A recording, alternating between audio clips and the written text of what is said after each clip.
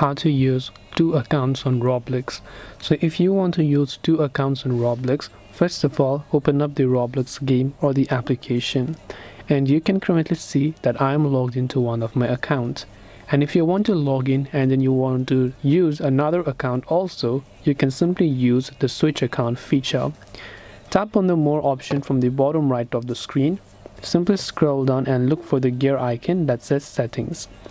Once you're here under settings, you'll find all the account info, but if you come back here, you can scroll down again, you'll find the option that says switch accounts. So all you have to do is tap on switch account and make sure to add another account of your choice, and later on whenever you want to use these two accounts, you can directly switch between each of these accounts at the same time.